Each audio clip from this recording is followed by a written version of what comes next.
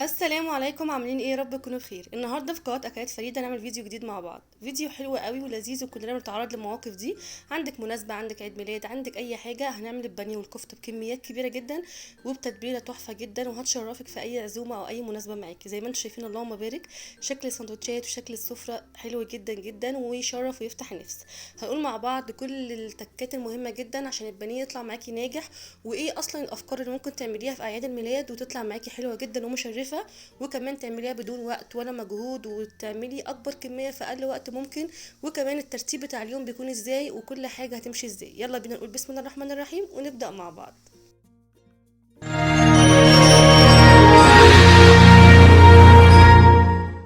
اول حاجه عندي، وزي ما كلنا متعودين على نفس التتبيله بتاعتنا بتاعه البانيه اللي بتطلع دايما تحفه، مش هنغيرها ولكن هنزود الكميه. احنا عارفين ان احنا على كل نص كيلو بنحط بصلايه في الكب بالطريقه ديت، ونصفي ميتها كويس جدا، وبنضيف عليها ملح علشان تطلع الميه بتاعتها كلها الموجوده، وناخد اكبر كميه من ميه البصل. انا مريت طبعا مش هحط بصلايه واحده بس، انا جايبه تقريبا 2 كيلو، فعلى كل نص كيلو هحط بصلايه، يعني حوالي 4 بصلات كبار. وزي ما انتم شايفين بصفيها بالمصفى اللي عندي والمعلقه بالطريقه دي، والكميه اللهم بارك طلعت معايا معقوله كويسه جدا.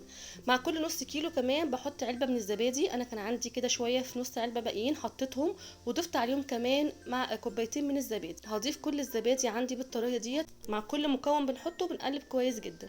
هقلب المعلقه بالطريقه دي كده لحد ما يدوبوا مع بعض تماما ويختلطوا كويس. وعندي كمان ليمونه كامله على نص كيلو، يبقى انا هحط كده دلوقتي 3 ليمونات معاكم، وكمان فلفل اسود وملح. ما بحطش توابل اكتر من كده عشان ما اغيرش طعم البانيه معايا، زي ما احنا دايما متعودين مع بعض بنعمله كده.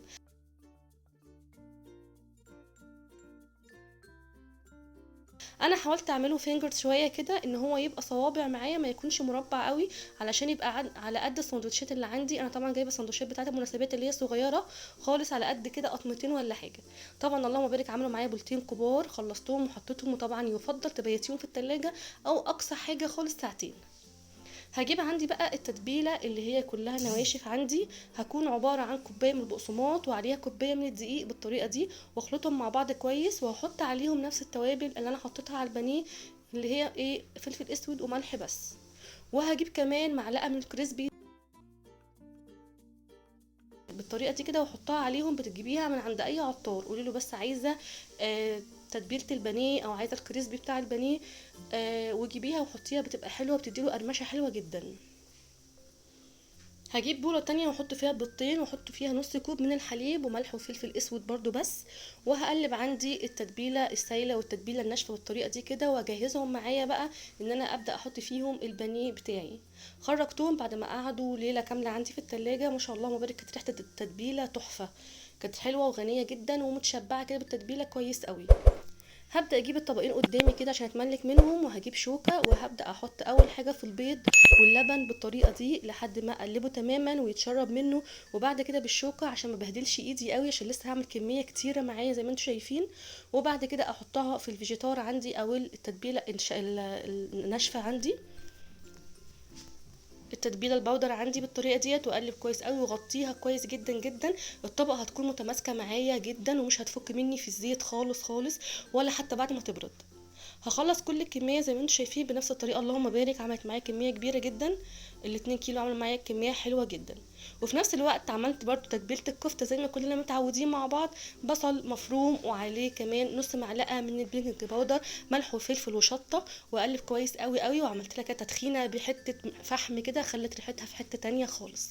طبعا برضو بيتها معايا بالاسترتش راب، بين كل طبق والتاني حطيت استرتش راب وبيتها ليله كامله في التلاجة. اللهم بارك عملوا معايا برضو كميه حلوه جدا. هجيب بقى كده ورق فويل احطه على الصاج عندي في الفرن مباشره من غير صواني ولا حاجه، عشان الكميه كتير، وابدا اوزعهم كويس قوي واسيبها مع نفسها تستوي تماما لحد ما اقلي البانيه. هنقل البانيه بالطريقه دي كده، بصوا اللهم بارك متماسك وحلو جدا. هبدا كده، عملت ما شاء الله كذا طاسه، بقيت اطلع واحط تاني، اطلع واحط تاني، عشان الكميه معايا كانت كبيره. وهوريكم ازاي لونها كان ذهبي وحلو جدا جدا ومستويه وتحفه من جوه ومن بره. شايفين عامله ازاي؟ تجنن. هخرجها بقى طبعا على ورق زبده او ورق ابيض عشان تصفي كل الزيوت اللي فيها، وما تكونش متشربه زيت خالص خالص، واخليها تهدى خالص مع نفسها قبل ما احطها في الاطباق او قبل ما احطها في السندوتشات. عايزه كمان تجيبي اي شبكه عندك بقى، سواء شبكه صينيه فرن، الشبكه نفسها بتاعه الفرن تطلعي عليها وتصفي، مفيش مشكله. خالص. انا استخدمت الورق الابيض زي ما انتم شايفين، وهحط بقيه الكميه بالطريقه ديت واخلص كل الكميه بنفس الشكل. سهله قوي وشكلها يفتح النفس جدا. طبعا انا صحيت من بدري، من قبل المناسبه بقى، من بدري الصبح خالص، عشان كل حاجه تبقى جاهزه ما اكونش متاخره.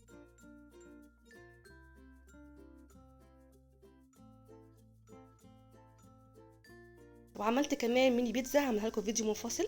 انا كنت عملت طريقه من الطرق معاكم في فيديو، ودي طريقه تانية هبقى اعملها معاكم باذن الله. جبت شنطه الفينو بقى عند الله مبارك، كان 3 شنط كبار ما شاء الله.